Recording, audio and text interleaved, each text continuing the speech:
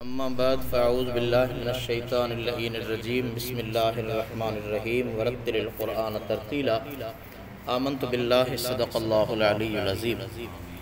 अल्लाह तबारक व तआला जा किरोड़ा करम जे रब्बे कायनात ख़ालिक़े कायनात असां खे पंहिंजे घर में घुराए सजदो करण जी तौफ़ीक़ अता फ़रमाई। उन ख़ालिक़े कायनात जा करम जे असां खे पंहिंजो ख़ास फ़र्ज़ रोज़े रखण जी तौफ़ीक़ अता फ़रमाई। अल्हम्दुलिल्लाह मुंहिंजे साम्हूं दर्स क़ुरान वक्तन फ़वक्तन थींदो रहे थो। दस्तूर मुताबिक़ अॼोके दर्स जे हवाले सां कुझु सम्झाणियूं आहिनि जेके असां खे नज़र में रखणु खपनि। क़ुरान करीम ठाहे ठाहे ऐं आहिस्ते आहिस्ते हर हिकु लफ़्ज़ सही तौर ते जुदा जुदा करे पढ़िजे। तड़ तकड़ में पढ़णु जंहिंसां हर्फ़ सही तौर ते अदा न थियनि या के लफ़्ज़ अधूरा रहिजी वञनि ऐं कटिजी वञनि सुहिणी पढ़णी जे ख़िलाफ़ ऐं बेफ़ाइदे अमल आहे। क़ुरान मजीद पढ़ण वक़्तु असांखे क़ुरान करीम जे हिन हुकुम वरत्तिलिल क़ुरआन तरतीला ऐं क़ुरान ठाहे ठाहे पढ़ ते अमल करणु खपे।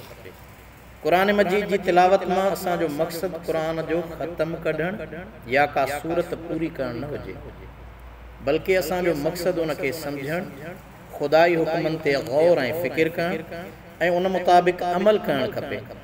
असीं हर आयत बाबति ही ख़्यालु कयूं त इहा आयत मूंसां ई मुख़ातिबु आहे ऐं मूंखे इन ते पूरो अमल करणो आहे। हाणे जेकॾहिं असां ॾिसूं था त वॾे अफ़सोस जी ॻाल्हि आहे त असीं सिर्फ़ु ख़तमल क़ुरान जे लाइ क़ुरान मजीद जी तिलावत जी रफ़्तार वधाए छॾींदा आहियूं ऐं तड़ तकड़ में अधो गाबरो पढ़ंदा वेंदा आहियूं। ख़ासि तौर ते रमज़ान शरीफ़ में घणा ख़तम कढण जो शौक़ु हूंदो आहे। तेज़ ऐं तकिड़ो पढ़ण जो अमल वधी वेंदो आहे। असांजो हिक ॿिए सां मुक़ाबिलो अमल ते न हूंदो आहे पर ख़त्मे कढण ते हूंदो आहे त हिन ख़त्मा केतिरा कढिया। इन सां असांजे अंदर में कहिड़ी तब्दीली आई, असांजी ज़िंदगी में कहिड़ो इनक़लाब आयो, को बि न। अहिड़ा जो अहिड़ा रहिजी वियासीं। तंहिं करे असांजो पंहिंजे भाइरनि भेनरुनि दोस्तनि अहबाबनि ऐं मिटनि माइटनि सां मुक़ाबिलो तिलावत जे मिक़दार ते न हुजणु खपे, पर इन ॻाल्हि ते हुजे त असीं क़ुरान खे सम्झो केतिरो जेको असीं पढ़ूं था। असां क़ुरान जा केतिरा नुक़्ता ऐं राज़ सम्झी वरिता आहिनि, असांजे ईमान ऐं एतिक़ाद में केतिरो इज़ाफ़ो थियो आहे ऐं असांजी ज़िंदगी में केतिरी ऐं कहिड़ी तब्दीली आई आहे। क़ुरान मजीद जो मुतालियो घटि में घटि असीं कंहिं दुनियावी किताब जियां त कयूं। कॾहिं को नावल का कहाणी पढ़ंदा आहियूं, ॻाल्हि सम्झ में न ईंदी आहे त वरी वरजाए उहो जुमिलो पढ़ंदा आहियूं त जीअं ॻाल्हि सम्झ में अचे। असीं क़ुरान मजीद जो मुतालियो घटि में घटि ईअं कयूं त असांखे कुझु न कुझु आयत क़ुरान मजीद जूं सम्झ में अचनि। क़ुरान पढ़ण वक़्तु असांजो ज़हन हाज़िर हुजणु खपे। जेकॾहिं कंहिं सबब जे करे ज़हन मुंतशिर आहे, का आयत सम्झ में न अचे त उनखे वरी ॿीहर मोटाए पढ़णु खपे तां त जीअं सम्झ में अचे। ईअं करण सां असांखे कुझु वक़्तु ॾुखियाई ऐं तकलीफ़ ज़रूरु थींदी, छो त असीं सिर्फ़ु क़ुरान जा लफ़्ज़ पढ़ण जा आदी थी विया आहियूं।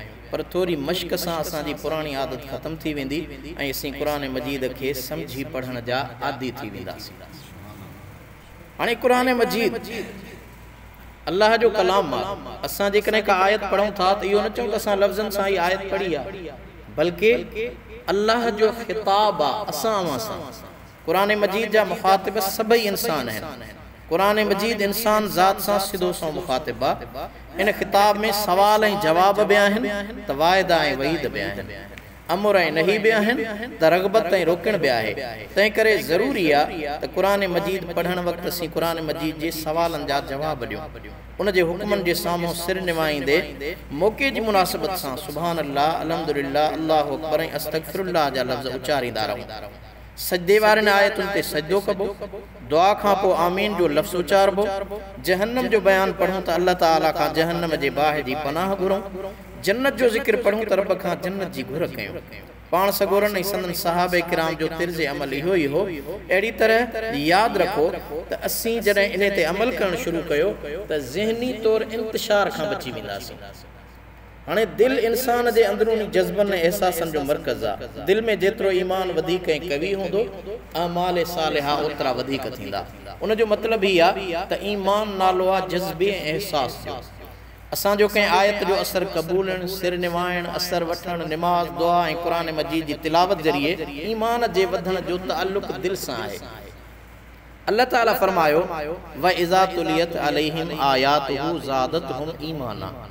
ऐं जॾहिं खेनि संदसि आयतूं पढ़ी ॿुधायूं वञनि थियूं त उहे आयतूं उन्हनि जे ईमान खे वधाइनि थियूं, ज़्यादा कनि थियूं। ऐं असांजो अमल छा आहे, जीअं क़ुरान ॿुधूं था तीअं पोइ थिए, यानी असां सम्झूं कोन था। जे सम्झूं त सम्झ सां गॾोगॾु उन जे मथां अमल करण जी ज़रूरत आहे। क़ुरान मजीद ईमान में इज़ाफ़ो कंदड़ ज़रियनि मां हिकिड़ो अहम ज़रियो आहे। क़ुरान मजीद जे असरनि जो मिक़दार घटि इन जे करे थिए थो जो असां सिर्फ़ु तिलावत पढ़ूं था पर उनखे सम्झूं नथा। हाणे जे सहाबा जे दौर खे ॾिसूं त कॾहिं कॾहिं सहाबा किराम हिकु ई आयत केतिरा भेरा पढ़ंदा हुआ ऐं बार बार उनखे दोहराईंदा रहंदा हुआ। हज़रत इबादा बिन हम्ज़ा रज़ी अल्लाह अन्हु जो बयानु आहे त आउं हज़रत अस्मा रज़ी अल्लाह अन्हा जी ख़िदमत में हाज़िर थियुसि त उहा ही आयत सगोरी पढ़ी रही हुई, फ़मन्नल्लाहु अलैना व वक़ाना अज़ाब अस्समूम, फ़मन्नल्लाहु अलैना व वक़ाना अज़ाब अस्समूम, फ़मन्नल्लाहु अलैना व वक़ाना अज़ाब अस्समूम। पोइ अल्लाह असां ते एहसान कयो ऐं असांखे झोले वारे अज़ाब खां, लुक वारे अज़ाब खां, लूह वारे अज़ाब खां अल्लाह साईं महफ़ूज़ फरमायो। केॾो ख़ुदा जो करम आहे। हींअर थोरी गर्मी थिए थी, रोज़ो साईं गर्मी आहे, उन्हारे में गर्मी थिए थी, एसी हणण जी कोशिशि कयूं था, छांव में वेहण जी कोशिशि कयूं था, थधे पाणी जी तलाश में आहियूं, थधे नलके ते वेझण जी कोशिशि में आहियूं। पर अल्लाह ताला पंहिंजे कलाम में बार बार असां खे हुकुम फरमायो आहे त सहाबे किराम जो मामूल हूंदो हो। ऐं सहाबी फरमाए थो तव्हां उन वटि बीठो रहियोसि ऐं अम्मा साइण इन आयत खे लगातार दोहराईंदी रही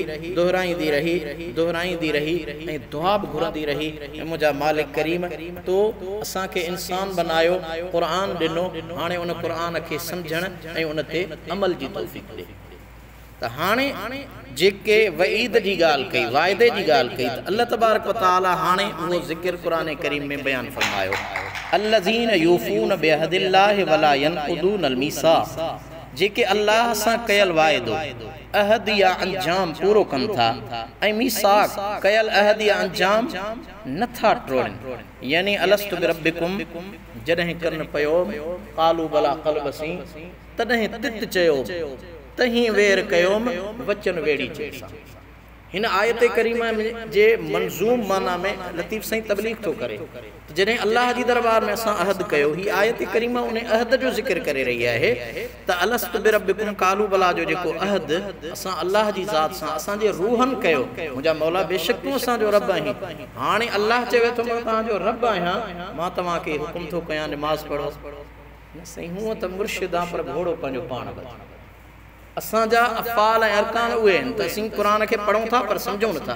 अॻिते अल्लाह साईं फरमायो त वल्लज़ीन यसिलून मा अमरल्लाहु बिही अन युसल व यख़शौन रब्बहुम व यख़ाफून सऊअल हिसाब। ऐं अल्लाह जन नातन रिश्तनि ऐं ताल्लुकातनि ॻंढिण जो हुकुम ॾिनो। हाणे मथे अल्लाह साईं वाइदे जो ज़िक्र कयो, तव्हां कहिड़ो वाइदो कयो आहे रूहनि में, तव्हां इंसाननि खां मूं रब कहिड़ो वाइदो वरितो हो ऐं तव्हां छा चयो।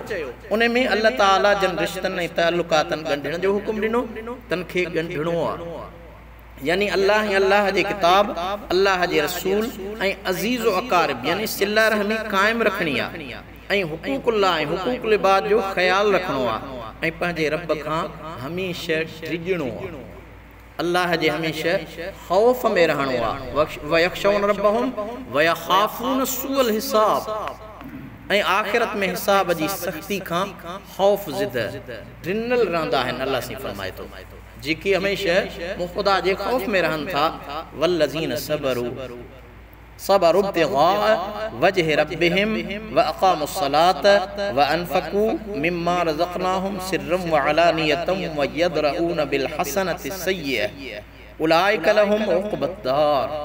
ऐं जन पंहिंजे रब जे रज़ामंदी लाइ सब्र कयो। का तकलीफ़ आई माण्हुनि जे तरफ़ां, माइटनि जे तरफ़ां, अज़ीज़नि जे तरफ़ां, दीनी मामले में, दुनवी मामले में, हाणे अल्लाह साईं फरमाए थो उहे इन लाइ सब्र कनि था जो हुननि मुंहिंजे क़ुरान खे पढ़ियो आहे त इन्नल्लाह मअस साबिरीन, अल्लाह सब्र करण वारनि सां गॾु आहे। यानी ज़िंदगी जे हर अमल ते असीं क़ुरान करीम असां सां हर विख विख ते रहनुमाई करे थो, पर असां उन जी रहनुमाई वठूं त सही न। हाणे अल्लाह साईं फरमाए थो जन पंहिंजे रब जे रज़ामंदी लाइ सब्र कयो। हाणे सब्र जो हुक्म आ जॾहिं बि को मामलो मरहलो अचे त पोइ सब्र ऐं निमाज़ खां मदद वठो। इस्तईनु बिस्सब्र वस्सला। हाणे हिते अल्लाह से फरमाए थो व अक़ामस सलात ऐं निमाज़ क़ाइम कई। उन खां पोइ व अनफ़क़ू मिम्मा रज़क़नाहुम सिर्रम व अलानियतन व यद्रऊन बिल हसनति सय्यत उलाइक लहुम उक़बद्दार। ऐं जेकी खेन रिज़्क़ ॾिनोसूं तंहिंमां ॻुझी तरह ऐं पधरी तौर ख़र्च कयो। हाणे हिकिड़ो माण्हू चवे साईं हिन पंहिंजो बोर्ड लगायो आहे मस्जिद ठाही अथई फिलाणे जी तमीर। अल्लाह साईं चए थो भली पधरी तरह नेकी जो अमल आहे करे सघे थो। नेकी जो वो ज़ाहिरी अमल कहीं या अड़ो अमल जेको मानुन के खबर ना है अल्लाह ताला जी ज़ात के खबर आ। पधरी तौर खर्च कयो या गुजी तरह भलाई से बुराई के टारन था। वो खर्च करे अल्लाह जो रजामंदो हासिल कन था। बुराई करण वारन सां भी भलाई कन था। सच त अल्लाह से फरमाए थो उलाइक लहुम उक़बद्दार। एहड़न लाइ आखिरत जो घर आ। ते दुनिया में उहे बज़ाहिर तकलीफ़ में हुजन पर एड़न जे लिए अल्लाह ताला आखिरत में सुनो घर तैयार कयो आ। हाणे उन जो जिक्र थी रहो आ घर केड़ो हुंदो। असीं दुनिया में असीं ठीक है गाल त भली आ बंगलो वठणो आ उन में सहूलतूं केड़ियूं होंदियूं। एतरा लख भरिया पैसा भरिया प्लाट वठा पानी हुंदो गेस हुंदो बिजली हुंदो सोलर हुंदो सिस्टम छा हुंदो। हाणे अल्लाह सही जहीं घर जो जिक्र कयो हाणे अगी आयत में अल्लाह ताला उन घर जी असां अवां के ॼाण थो ॾे त जन्नात अदनी यदखुलूनहा व मन सलह मिन आबाइहिम व अज़वाजिहिम व ज़ुर्रियातिहिम वल मलाइकतु यदखुलून अलैहिम मिन कुल्लि बाब।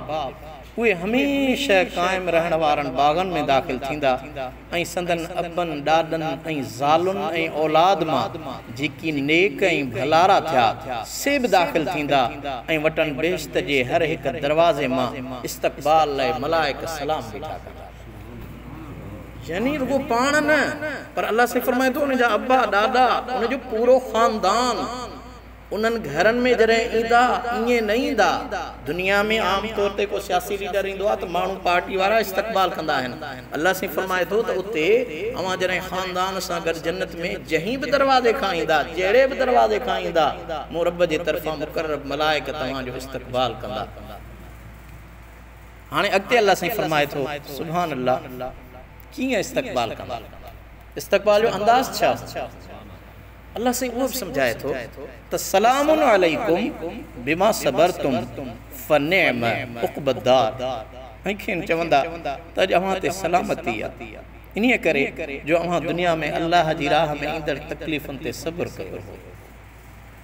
अल्लाह जी राह में जेके भी तव्हां के तकलीफ़ूं आयूं कदें गुरबत में हुयो कदें वालिदैन जी खिदमत न पिया करे सगो कदें बचड़न जे मुआश जे ज़रिए परेशान हुयो कदें पंहिंजे तन ते लटे पाइण जे लिए ईद बरात अचे पई इखराजात साम्हूं अचन पिया अवां वटि ज़रिया न हा पर अवां कहीं वटि ईअं हली न वियो कंहिंजी मोहताजी न ॾिठी अवां उन ते सब्र कयो। जहिड़ी भी ज़िंदगी हुई उन सुठी ज़िंदगी में सब्र ऐं इस्तक़ामत सां विचोले तबके वारी जिंदगी सुहणे तबके वारी सब्र वारी जिंदगी गुजारे आयो। पो अल्लाह से फरमाए थो फनेम उक़बद्दार पो केड़ो न चंगो घर ऐं चंगी आक़िबत ऐं सुठो नसीब आ आखिरत में अवां जो। आखिरत में अवां जो नसीब भलो आ। हाणे अल्लाह तबारक व तआला जी ज़ात बाबरकात फरमाए थो त जन वाइदो कयो उन्हनि जो लाइ मूं रब जो इहो इनाम आ पर जेके वाइदो करे फिरी विया चयूं हा मुंहिंजा मौला तूं असांजो रब भी आहीं। अल्लाह साईं चयो मूं पंहिंजो नबी मोकिलियो आहे अवां ॾांहुं हा मुंहिंजा मौला तुंहिंजो नबी आहे पर नबी साईं जेका ॻाल्हि कई उन ते असां केतिरो अमल कयो उन जी सीरत खे केतिरो अपनायो उन जे पैगाम ते केतिरो अमल कयो। हाणे अल्लाह साईं फरमाए थो न आख़िरी आयत 5वीं सूरह रद जी वल्लज़ीन यनक़ुदून अहदल्लाहि मिन बाद मीसाकिही व यक़तऊन मा अमरल्लाहु बिही अन यूसल व युफ़सिदून फिल अर्द उलाइक लहुमुल लअनतु व लहुम सूउद्दार। ऐं जेकी अल्लाह सां पके वाइदे करण खां पोइ उनखे टोड़ीनि था ऐं अल्लाह ऐं रसूल सां अहद शिकनी कनि था ऐं जन्नातनि जे ॻंढण जो अल्लाह हुकुम ॾिनो आहे तन खे छिननि था कतर रहमी करण वारा कॾहिं बि जन्नत में दाख़िल न थींदा। यानी कतर रहमी कनि था ऐं ज़मीन में फसाद पैदा कनि था उन्हनि ते लानत आहे ऐं उन्हनि लाइ आख़िरत में ॾाढो पुछड़ो घर। अल्लाह ताला खां दुआ है त रब्बे कायनात असां वाके अमल करण जी तो